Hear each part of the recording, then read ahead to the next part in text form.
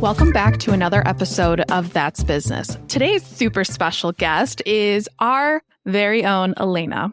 Now, before I let Alaina take the stage, Alaina has been our sales coordinator, recruiter, a little bit of everything. She's been with the Resume Rescue, if you've been following along, since January. So it's coming up on 6 months, which is crazy. I wanted to bring Alaina on because she has a very unique story. Her and I bonded the second she interviewed with me, and she is just an overall ball of energy and a breath of fresh air. So Alaina, welcome. Welcome to the podcast. Thank you so much. So happy to be here. You were forced to be here, but it's fine, Well, I'm giving you the benefit of the doubt. Yes, exactly. That's what we'll roll with. Before we dive into your amazing career and where you're at right now, I always like to throw it back, as you know. What did you want to be when you grew up, and what was your childhood like, if you feel comfortable sharing? Oh my gosh, I don't even think you know this. So a little known fact about me is I spent like an aggressive amount of time in a hospital setting. Oh. Freshman year of high school. Yeah, it's super wild. I am obsessed with like the medical field. I shadowed a bunch of OR rooms in high school, did like allied health, went through like CRNA classes, all of that fun stuff, just because it fascinated me. So I did a lot of like internship-y work in a hospital setting. So for a long time, I was playing with different things related to heart functions because I love like the cardiothoracic unit as a whole. Yeah, super fun fact. So for a while, I wanted to be a cardiothoracic surgeon. Loved school, did not love school that much. And I would be a horrible human being on call all the time in mornings. I don't think I was smart enough to do that.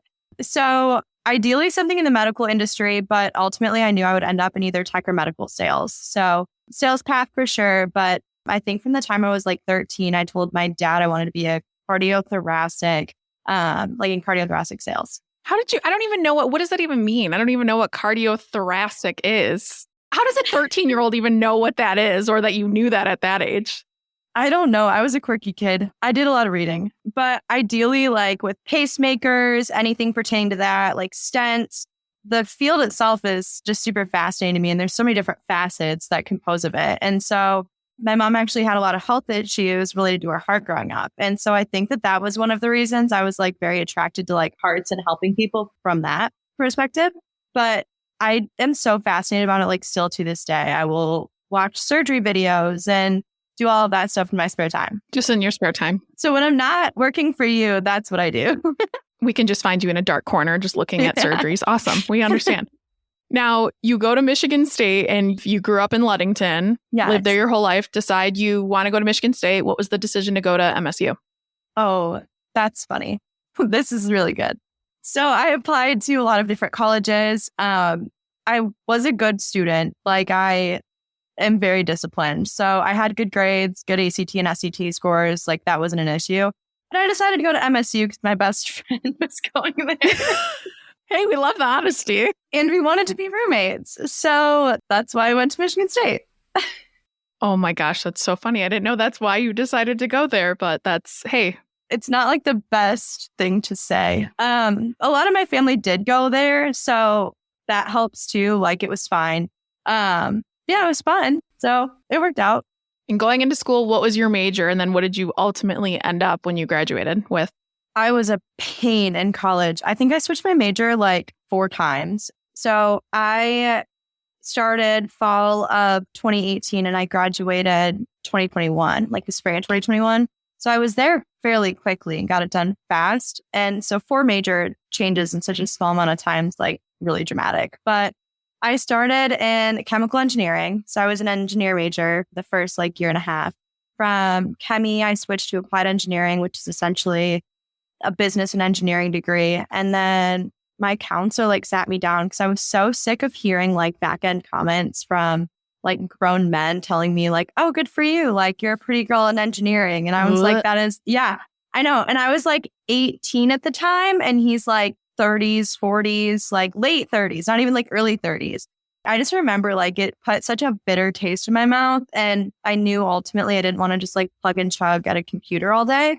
So I switched to comm and graduated like a year later. So it was definitely worth the decision. And what was it like? Because you are our first guest on this podcast that went through school during the pandemic. So I want to talk through that. Well, I mean, what was that like? Because I don't remember the timelines. I mean, it seems like a fog at this point, but what happened? Because I know MSU shut down, sent everyone home, but what was that like, especially in your last graduating year too? yeah, that was weird. So I feel like I really only had, well, I did only have like a year and a half of college. So I had the year of 2018 in the dorms. And I mean, that was a riot. And then my roommate and I, we got an apartment our second year. And like for personal reasons, I ended up dropping out of college actually for a semester. Another fun fact. So I dropped out after the fall of 19, like that winter semester and spring semester. And I actually signed up to go to Hawaii for 6 months to go do ministry work there. So I was supposed to go April of 2020. And like a couple weeks before I was supposed to leave to go there, the pandemic hit. And so I remember sitting there and I was like, okay, I'm not in school. The plan I had just like backfired. We're in a global pandemic and I'm still in a town that consists of like 4,000 people. Like, what do I do? And so ultimately ended up going back to school. I think maybe like that summer or the fall, I don't know. And it was really easy to be remote to go to school. I feel like I missed out on a lot of just like normal things that kids that age do in college. Obviously, like I missed out on a lot of like the friendships and connections. It was super devastating to leave behind a lot of those people from like freshman and beginning of sophomore year and being, you know, in different states and everything. And nobody could travel to see each other. But looking back at it, I'm a very like analytical brain person. So I was like running everything in my head. I'm like, oh, this is great because I can do like internships or work. And I was taking like, I don't know, 15 to 18 to question mark credit hours. And it was just like a breeze. Like it flew by so fast. And I think that that's why I'm so excited and ready to get my master's too, because I feel like I had such an easy undergrad relative to most people that I feel like I never really did the whole college thing. Well, and it is such a short time. I mean, but you're absolutely right, because my senior year, I mean, that's where I made a lot of my friends. I had my fair share of fun, but definitely like the traveling aspect, because, you know, I went to Penn State. I mean, I have one friend that lives here from college, but it's so different and it does make a big difference because you kind of just breeze through it. But oh my gosh. Now, getting your master's degree, what are we getting it in? I don't know. The thing that really interests me is the science of advertising, but I hate marketing and I hate advertising. So it seems extremely inconsiderate to waste my time to go do that. Right. So I'm going to wait to find a more logical solution down the line, but I'll report back. We love that. Something that's a little bit more logical. So 2021, you graduate. Yes. You fell into a bomb-ass job because I was shocked at how much money you were making out of college because that was unheard of. But yes, we love her. Talk us through how you got into it. Yes. So in college, my minor is global sales. I was part of like the Global Sales Society. And we had these different meetings that happened where different employers would take this program. I think it's a very good program. Their like job placement rates like 100%. Like everybody out of the program's placed like within a certain, I don't remember if it's like 6 months or whatever it is outside of the program, but they're all placed in like a career position, you know, within that amount of time. And so I was looking at all of these opportunities and everything, and having an engineering background, like my favorite project to this day that I ever did in college was back-end coding, like a step walk app on an iPhone. So like building out that entire app process. And I just love that technology behind it. And so my first job was with AT&T, kind of going inside of that sales path. And so I fell in love with it super fast. I think it's crazy being like barely 21, you know, like stepping foot in corporate America. Like that was such a experience. I feel like looking back at that. But I mean, stepping foot into that, it was crazy. I was doing a lot of different things pertaining to what I loved, which was really cool. They have a really good sales program. So the actual like position title I was hired into was the B2B sales program. And so they have a mobility side, which is like an iPhone or tablet-y type based role, which I knew I didn't want to do.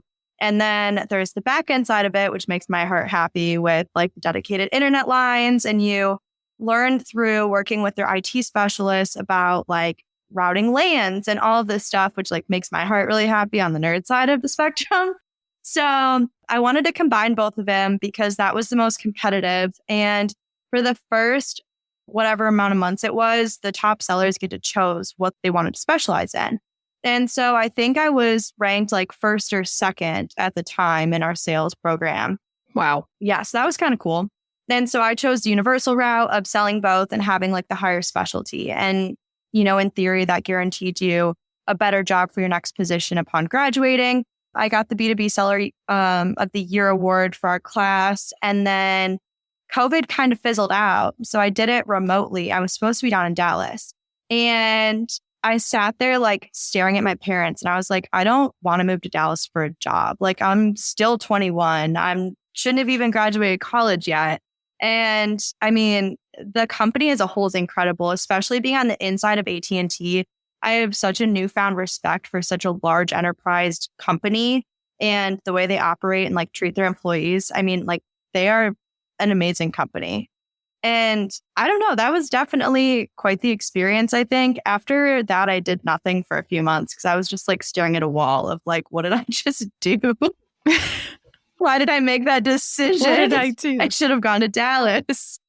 But it's so hard. And, I don't know if I would have done it, especially. I mean, it's different. I see why you wouldn't do it. I mean, I see both sides of it. I mean, looking back when I was, not that I'm so much older than you, but when I was your age, I mean, I was ready to come home. I mean, granted, I wasn't in the middle of the pandemic when I went to school, but it was so different because I was like 18. I wanted to get out. So I went to Penn State. And then when I graduated, I was like, I kind of want to like stay home. Like I kind of want to be back home and what I'm comfortable with. And now looking back, I'm like, maybe I should have moved like my other friends did, but you're moving now. So, well, and at the time too, I was in like a 1.5 year relationship, I think at that point. And all my family is like congested in a similar area in Northern Michigan.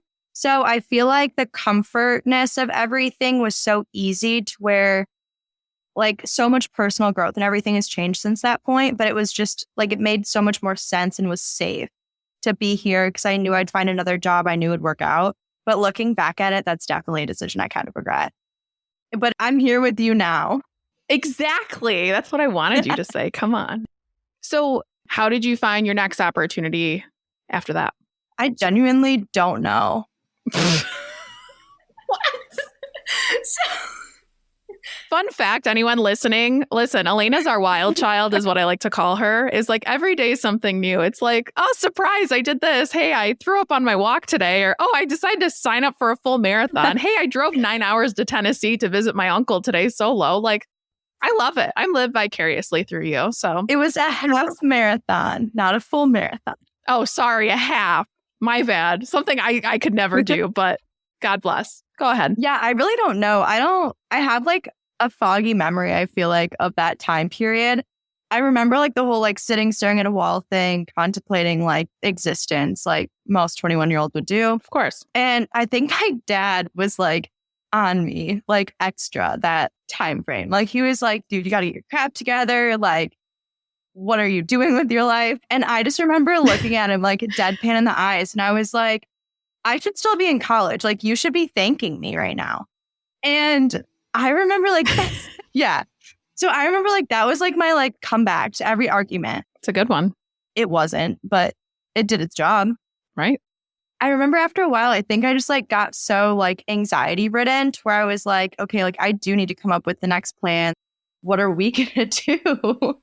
And a recruiter messaged me for the company and was like, hey, I see your sales background. It was through LinkedIn and was talking to me about it. So I was like, I'll see how it goes. And I was doing something like I usually do. Like I was driving somewhere, like doing something weird because I remember taking the interview in a car, like on the phone. Don't do that. For those of you listening, No. please be stationary. Don't do what I do. We do not recommend that. Yeah. The viewer's discretion is advised. Yes. I just remember being on the highway and like talking to this guy. And he was like, you'd be a great fit for this company. Like, you have to come join. And I was like, okay, sure. All right. And I remember calling my dad afterwards and I was like, hey, I think I just got a new job. And he was like, I didn't even know you were interviewing. And I was like, yeah, I just took it in the car. Like, it's great. They're sending me over the paperwork from HR. And that's literally what happened. They had like 2 classes to like teach you the recruiting side and everything. One was like the beginning of June. And then the other one was like after 4th of July. So I was like, well, I'm not going to give up summer on a boat. Right. The career can wait. So yeah, I did that. And It was good. It was an interesting experience for sure. They're a great company. Like there's nothing negative to say about them in that aspect. But in terms of compensation and everything that I was, I guess, like predisposed to with AT&T, I did not think that it was going to be a long-term fit inside of it. And then when I stumbled across you guys and applied to your job, I was like, yeah, no, okay, I'm done. Okay, I'm done. I'm good. Now, when we were talking about recording this podcast, Yeah.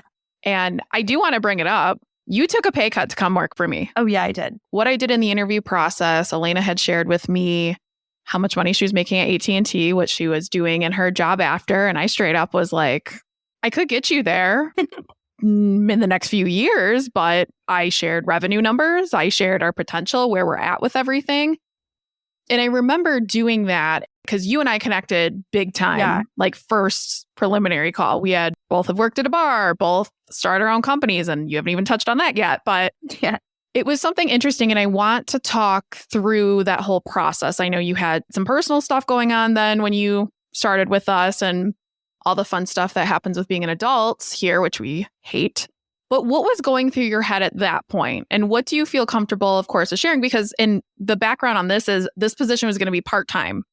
I put one position out on LinkedIn. I found you. Then Al came along too. We split it up into two positions that we said, okay, part-time into full-time. But I want your side of the story of this, of why you decided, screw it, I'm going to quit my other job and jump into this full-time. Yeah. So I think the biggest thing that I've learned, like through personal growth and like everything that I want to achieve as an individual, is society views things as important that you don't, and that's okay. Like you don't have to have the nicest car, the most expensive house in the block, and be miserable and be going through a divorce. You know what I mean? Like there's so many things behind closed doors that people don't see, but on the outside, they want to have like the clean, sparkly life.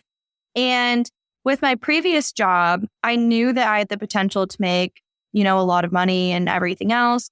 But mentally, I was exhausted all the time. I had, a lot of internal struggles with different clients that I was facing. And ultimately, like I chose myself and my happiness day to day, as opposed to a lifestyle I thought I needed to have or felt pressure to take on. I think that was one of the biggest motivating factors behind it, was saying like, okay, like I have the rest of my life to make money. Like I'm starting this company. I'm a little scrappy. I'm not going to have any detrimental effects by taking a pause. And especially, when we were talking about like the potential and everything else and the ways to scale things up personally, the timelines, like from, a potential employee side, there was so much transparency, I feel like, between both you and I in terms of, okay, these are the numbers I've had previously. These are the numbers like I need in these timelines. Is that feasible? And I feel like with our connection and everything, there was enough trust there for me to hear your yes and believe that, even if I can't see it right away, and to like kind of like blindly follow suit because of that connection that I had with you. And because I never felt like you did anything other than share things with me in their full transparency. So I think it was very easy, especially since I feel like there were a couple scenarios in terms of like deal and comp structures with the last job where I felt like a sheet was kind of pulled over my eyes. That's kind of like a sensitive thing. And you had alleviated like all of that stress. And I mean, you and I will still talk about those things. Okay, where do you need to be monthly and, all of these things. And you do monthly check-ins with all of us and everything else to make sure we're on the right track or what we need to improve on. And so that's ultimately like the lifestyle I would rather choose and grow and build with you than be miserable all day, every day.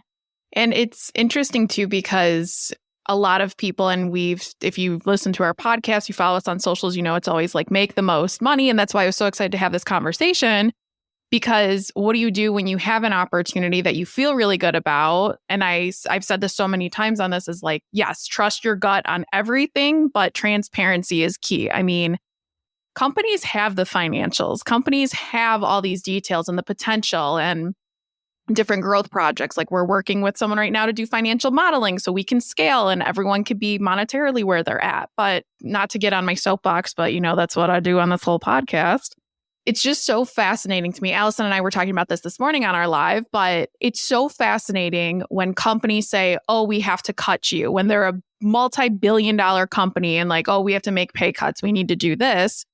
When it's like you've had the highest revenue streak. And that's where I think a lot of business owners, or especially in sales, I mean, sales is very cutthroat too, that they get greedy and then you forget about people. You forget about the people. Could I find someone to do it for half the price? Sure. Could I find someone to edit this podcast cheaper? Could I find someone to do this cheaper? Yes, but you also pay for the quality of work. If you give that transparency to your employees, it's crazy how much they trust you. But that is something great. And especially like we all have our own different situations that we're very transparent. Like, hey, I'm going through this right now. Or when I yell at you to take the day off because whatever that may be. But because I won't. Yes. She's as stubborn as hell one, guys. It's serious here. So with everything with where you're at, because you kind of had like a bright-eyed and bushy-tailed future right now, which is exciting. So talk to us through what's happening in the next few months, the next year. Talk about the walk. I want to hear it all. Okay, cool. So in terms of where I am and what I see, which is funny because this morning I was just talking about like future plans and everything I want like to get done like within the next 10 years. So it's funny that this was brought up. But yeah, I started a company called The Walk and I'm super excited about that. We officially launched October of last year, 2022. That's still weird to say. I know. I just will never get used to that. I did a thing. I know, like I did a thing. It's fine. It's not a big deal. And that's going crazy. We thought it was going to go, or at least we hoped. It's crazy because I've changed so much as a person in the last like 9 months with this company. I've seen the full end of the spectrum and like myself stressed in ways I've never felt so stressed about in my entire life. And it's so cool because I've had to force myself into these marketing nuts, which I hate with a passion, and like suck it up because you have to. And like all of these big decisions. And right. I mean, the company itself is going great. Our sales are doing really well, which is super exciting. We just partnered with World Vision, which is absolutely insane. You didn't tell me that, you freaking loser. I'm sorry. Congrats. I only talk to you every day, but fine. It's cool. I know. It's the forgetting to like talk about the important things. Alaina will tell me stuff. You'll tell me stuff about like, oh my gosh, this drama. I have to tell you about my crazy neighbor, but not, these big partnership opportunities. Okay. I know. So anyways, super excited. We've been talking to some people over at World Vision for the last few months. It's been going really well. And then, we just formed a partnership with them. I would say like a month ago. We're helping them out with some of their next gen projects. They are raising a goal of $1 million and funding it over to Somalia. Wow. And then the next gen's cool because it targets the market that we're targeting. It's the 18 to 29-year-olds. And it's super cool because the company itself is a very humanitarian-based company, and they have these crazy projects going at all times. And then from our company's perspective, because we feel very called to tithing. So like even with our initial lump sum of sweatshirts that we bought, we tithe 10% of the initial sweatshirts that we had produced and like gave them out to people and did them as like favors for people and stuff like that, just because we wanted to keep it like consistently throughout the entire brand. And so with tithing and now having to deal with like marketing emails and everything else, which is just such a concept to me. Like this is just not my realm. So it's just crazy. But with all of that like coming to fruition, it's super cool because that has a good plan behind it, moving down to the Detroit area where the other co-owner lives. And so that's being operated out of there, obviously, where we are as the company. So that's good too. So I have my 2 companies down there. So that'll be fun. Yes. I've always wanted to do like the business owner thing. Since I was young, I've made my parents extremely mad, specifically my mother. I feel like most kids, like when they're growing up, especially females, they're like, oh, I can't wait to get married and have kids and like start a family. I was always like the opposite. Like marriage, I think is great. And I'm so looking forward to that someday. Like, I think that's going to be great. That's going to be like my favorite thing on this planet. But like kids, I don't want kids. I've like never been like, I can't wait to be the best mom ever. I'm very much team, like if my husband wants them, like I will have them, but like max cutoff line at 2, like not my thing. And so with like everything going up, it's so funny because like all my friends are like getting engaged and married and like are talking about children. And I'm like, what the heck are you guys doing? It's funny because like I feel like I'm like a finance bro stuck inside of a female's body because I feel like it's like the best way I can describe it. That's how I feel. And so I'm like, okay, like you need a house. Like how many streams of income are you going to have like going into it? So my family has a couple HR blocks, and growing up and like seeing taxes and seeing how all of that plays into it, that put a huge perspective on everything. Like I would do taxes to help them out like in high school and college. So I was like learning what IRAs are and 401ks and how things are like becoming distributed and how things are taxed at retirement ages. And my dad's a financial advisor. So all of these things were like picked up on at such a young age. And I attached to all of that so much more than I was like, oh, companionship, children, whatever. Right. So my ultimate goal is I would like to have 4 companies and to be an employee by 35. So at 35, I would like to assess to see if, I could maybe do part-time or something else.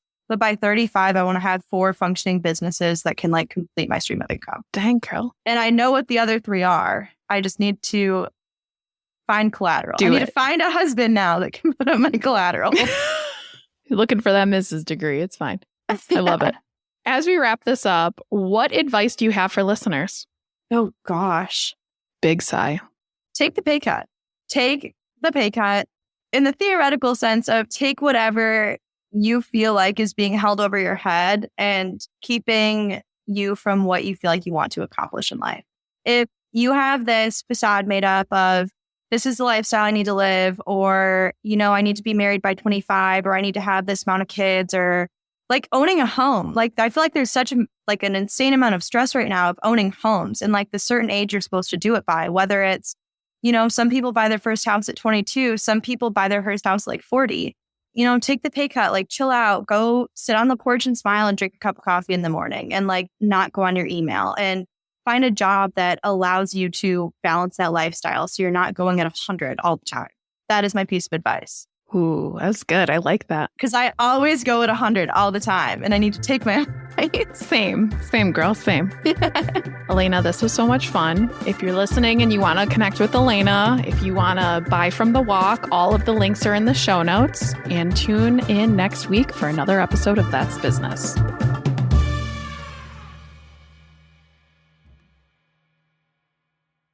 If you're looking for a career change and you're not sure where to start, the Resume Rescue can help. Sure, there's no such thing as the perfect fit for everyone, but here at the Resume Rescue, we're on a mission to find the perfect solution for you. Whether it's changing careers, updating a resume, learning LinkedIn, or practicing interviewing, we have you covered. Find us online at theresumerescue.com and find all of our contact info in our show notes.